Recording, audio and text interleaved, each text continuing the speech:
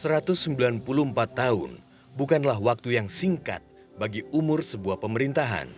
2 Desember lalu, tepat 194 tahun, Kabupaten Lebak memperingati hari jadinya, namun kematangan usia pemerintahan Lebak tidak serta-merta menggambarkan kesejahteraan warganya.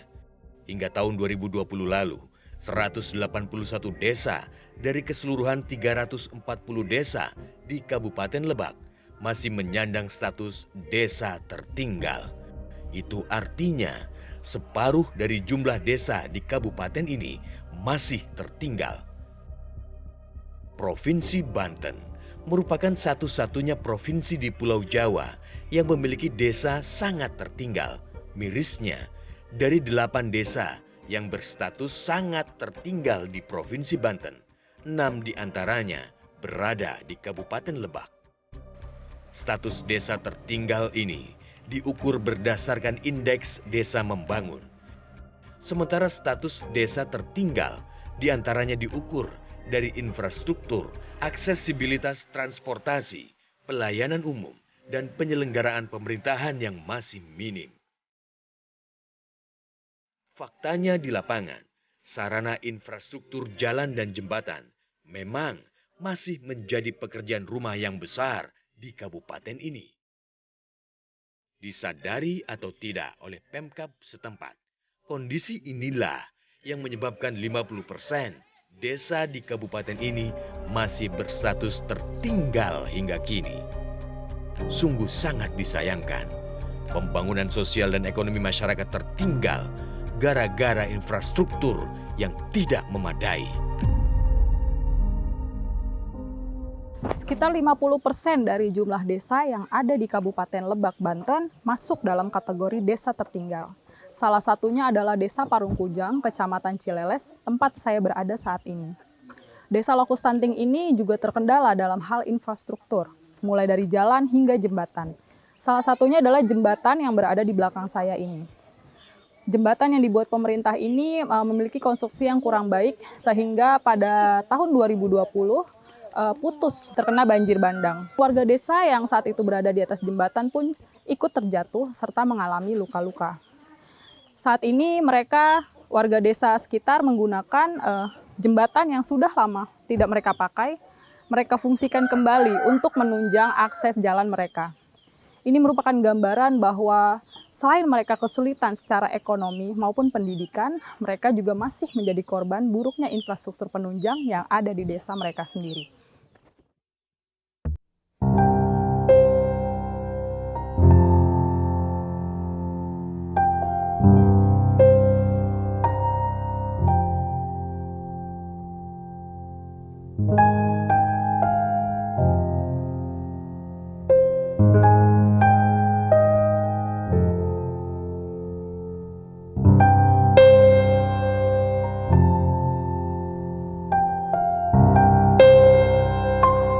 Paksa difungsikan kembali, gara-garanya jembatan baru yang dibangun oleh Pemkab Lebak putus akibat banjir bandang Oktober lalu.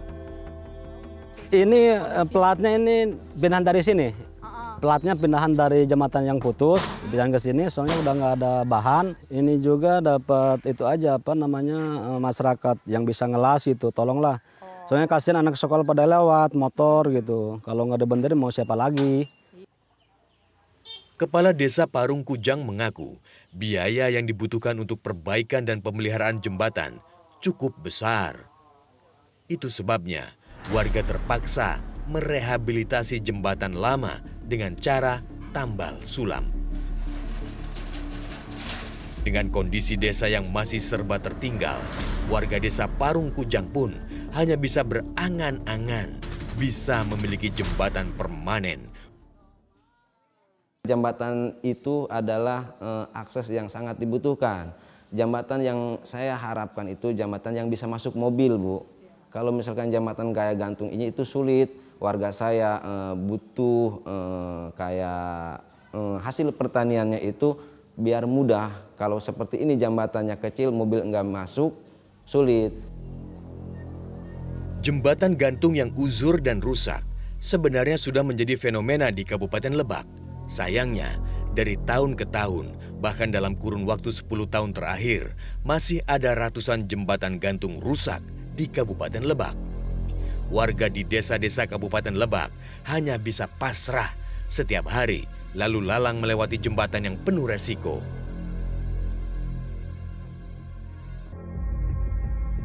Kecamatan Cimarga merupakan wilayah yang memiliki jembatan gantung terbanyak di Kabupaten Lebak. Jembatan dengan varian panjang mulai dari 15 hingga 90 meter di kawasan ini, sebagian juga sudah dimakan usia. Potong lagi, ganti lagi papannya. Oh, Ini baru sudah mulai patah-patah. itu yang tengah udah bolong ya? Iya. Takut gak, Bu? Belum nggak ada penampaannya. Tapi sekarang ada tapi kecil. Takut gak lewat begini, Bu? Aduh, lain takut lah. Setiap hari lewat sini, Bu? Iya. Jembatan ini dibangun tahun 2008. Kini, rangka baja besi jembatan Cibayong sudah keropos mengalami korosi. Sementara alas papan pijakan yang terbuat dari kayu sudah berlubang dan ditambal sana-sini. Kawat pengaman di sisi kanan kiri jembatan juga bolong di beberapa titik.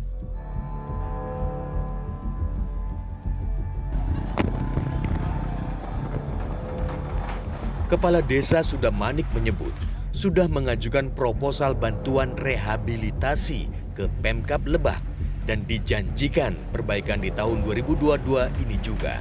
Namun hingga kini, janji untuk perbaikan jembatan penghubung desa Sudamanik dan Girimukti ini belum terrealisasi. Semenjak saya setahun menjabat ya, baru nginjak setahun, saya sudah 2 kali swadaya pribadi dengan swadaya masyarakat juga. Kami bergotong royong untuk membangun jembatan tersebut dikarenakan memang kemarin 2 kali hancur. Kenapa Pak hancur? Satu, dikarenakan ini bukan pelat, ini masih kayu. Kedua, mungkin yang namanya kayu Bu ya, apalagi musim hujan gampang bobrok. Dan kebetulan bawahnya juga ini kan sudah tidak ada seling, tidak ada pelat, sudah hancur. Tapi alhamdulillah kemarin terakhir kami swadaya, bawahnya ini kami sudah pakai seling, cuma 1, harusnya kan 3. Ini cuma 1, karena kami nggak ada biaya.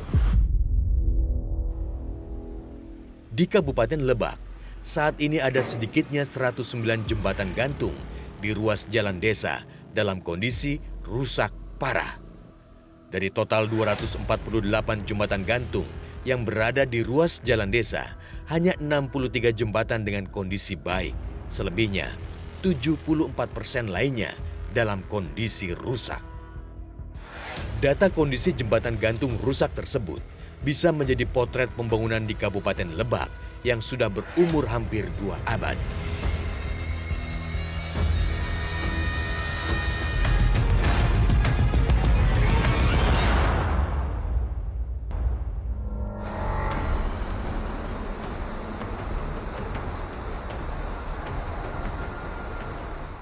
Putus tali seling penyangga jembatan gantung menjadi ancaman yang bisa terjadi sewaktu-waktu di desa-desa di Kabupaten Lebak.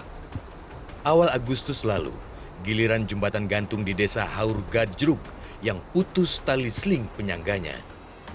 Jembatan penghubung kampung Cuping dan Nangrang ini mengalami putus seling di beberapa titik, sehingga kondisi plat alas jembatan melintir tak bisa lagi diakses masyarakat. Jembatan Haur Gajruk sebenarnya baru seumur jagung, dibangun oleh Pemkab Lebak pada tahun 2016 dengan nilai proyek 810 juta rupiah. Namun belum genap 6 tahun proyek ditenderkan, kondisinya sudah compang-camping.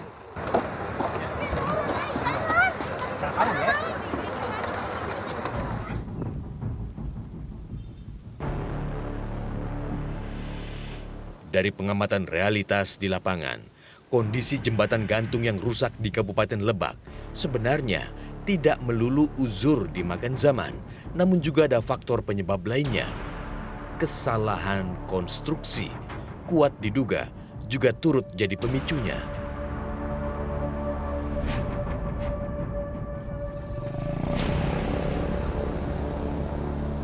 Jembatan Bojong Apus adalah salah satunya. Bersumber pendanaan APBN tahun 2015 senilai total 46 miliar rupiah untuk 10 jembatan. Namun senasib dengan jembatan lainnya, belum genap 6 tahun, kini jembatan Bojong Apus sudah compang-camping. Plat besi penyangga maupun rangka baja besinya sudah melengkung di sana-sini. Meski kondisi konstruksinya tidak aman, namun jembatan ini masih terus dilewati masyarakat. Sebab jembatan lama yang berada di sebelahnya sudah tidak bisa difungsikan sama sekali. Menurut konsultan Heru Fahrudin, yang merupakan insinyur struktur utama, Kabupaten Lebak memiliki karakteristik topografis dan geografis khusus. Ia menduga lemahnya struktur fondasi jembatan di Lebak menjadi penyebabnya. Terlebih selama ini, Lebak menjadi daerah langganan bencana banjir namun tidak diantisipasi. Akibatnya, jembatan bolak-balik putus atau longsor. Kalau saya lihat yang di Lebak itu beberapa kegagalan itu seperti yang terlihat beberapa tahun ini gitu kan. Jadi itu bentang jembatannya kurang tinggi dia. Jadi dia tersapu oleh arus air. Ketika kita mau mendesain elevasi jembatan, kita harus tahu berapa elevasi air banjir. Dan biasanya kita tahu itu dari orang-orang yang sudah berusia gitu kan, tahu sejarah di situ. Nah, kalau saya lihat itu salah satu kegagalan. Kemudian dalam pemilihan materialnya, itu kalau saya lihat jembatan-jembatan yang dibangun warga itu memang nggak standar ya. Nggak standar, tapi mungkin itu juga itu kan dari warga gitu ya. Nah, itu mungkin yang bisa mereka usahakan gitu kan. Kepala Dinas PUPR menyebut setidaknya ada 392 jembatan di Kabupaten Lebak, yaitu meliputi jembatan kabupaten dan jembatan gantung antar desa. Kerusakan berat jembatan umumnya berada di ruas desa dan itu menjadi tanggung jawab desa untuk memperbaikinya. Ada beberapa jembatan emang satu-satunya akses, harus memutar jauh. Tapi ada beberapa juga jembatan yang bisa dilalui dengan jembatan lain gitu kan. Jadi kebanyakan sih kondisi jembatan yang rusak itu yang diberitakan oleh masyarakat bahwa jembatan tersebut jembatan dengan struktur jembatan gantung yang dibangun oleh desa, sehingga kalau menurut standar teknis PU tidak memenuhi standar pembangunannya, sehingga jembatan itu cenderung cepat rusak. Ditemui realitas, Bupati Lebak, Iti Oktavia, tidak menampik 50% wilayahnya masih berstatus tertinggal. Iti pun tidak memungkiri kondisi infrastruktur desa yang sangat terbatas menjadi salah satu penyebabnya. Meski begitu, Bupati Lebak mengaku sudah menggelontorkan anggaran 500 miliar rupiah untuk pembangunan dan rehabilitasi jembatan gantung selama 10 tahun terakhir. Di soal mengapa tidak membangun jembatan gantung permanen antar desa, Iti Oktavia mengaku kekurangan anggaran untuk pembangunannya. Lagi pula, kini anggaran Pemkab Banten sedang dikonsentrasikan untuk pembangunan jalan. Ya betul, karena gini, di samping jembatan yang jalan kabupaten, baik itu tadi komposit maupun permanen, kita juga tadi itu banyak kampung ini antar kampung antar desa kan melalui jembatan ya. Jadi hanya bisa dilalui oleh jembatan, dan ini menjadi konsentrasi kita. Mungkin sekitar kurang lebih yang tadi saya sampaikan 500 miliaran selama 10 tahun terakhir ini untuk penanganan jembatan. Jadi kalau rata-rata mungkin jembatan ini kan, kalau jembatan non permanen ini kurang lebih kalau 1 meternya itu sekitar 60 jutaan ya per meter gitu. Kalau permanen kan di atas itu 85. Mungkin sekarang dengan indeks kemahalan sekarang gitu kan, dengan kenaikan BBM itu bisa lebih tinggi harganya kan. Nah, bisa dibandingkan saja itu dengan penanganan jembatan kurang lebih 148 jembatan gitu ya. Ini bisa dikalkulasi berapa anggaran yang kita fokuskan ke sana ke penanganan jembatan gitu. Saat ini jembatan-jembatan itu juga sudah jadi ini ya? Iya, terus menjadi prioritas Mbak, karena tadi itu saya bilang ini adalah menyambungkan asa dan cita kan. Ya tentunya baik pelayanan kesehatan, pendidikan, terus ekonomi masyarakat gitu untuk memudahkan transportasi peningkatan ekonomi baik dari hasil alam dan lain sebagainya, hasil pertanian kan salah satunya itu adalah melalui jembatan. Zaman terus berubah, roda waktu juga terus bergulir cepat, menuntut perubahan yang dinamis dan inovatif dari setiap pemimpinnya. Tidak semestinya masyarakat Lebak terus terkungkung, tertinggal, dan terbelakang hanya gara-gara jembatan rentah. Jalan dan jembatan adalah infrastruktur kunci dari kemajuan sebuah entitas peradaban, menjadi urat nadi yang menggerakkan semua sendi-sendi ekonomi dan sosial. Itu sebabnya tidak memberikan akses infrastruktur yang layak bagi warganya sama artinya dengan memutus urat nadi masyarakat.